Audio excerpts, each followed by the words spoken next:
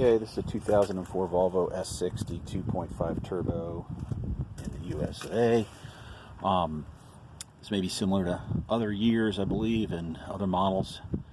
This is a blower motor replacement. There's a good video by a guy I believe named Peppermint. You can watch his video. This is going to be pretty quick. And I'm not showing you actually uninstalling everything. I'm just going over what I found out and discovered here. So it's more of an intermediate video, so I apologize if you're more on the beginner side, but I think this will still help you and you'll be able to figure everything out. Okay, so here's where I'm at. I decided to take the carpet out.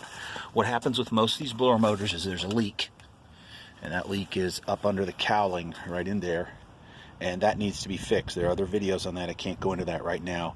There's a plastic thing under there in this area here, and that has to be fixed because it's letting water run under the plastic.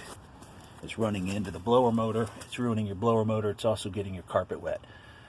So I'm going to address that later, but it's just been, I needed to get the blower motor fixed. The other thing is, if you have a snow brush or something, you know, if it's kind of working, you can tap it with a snow brush. I use a bristle part so I'm not damaging the thing, or a little broom or something. And you can tap under that, and oftentimes it'll work. You'll get a couple months of use out of it. But my use ran out. I just had too many other projects I couldn't get to it. But what I'm doing here is I want to fix everything in total. I don't want this thing to leak anymore.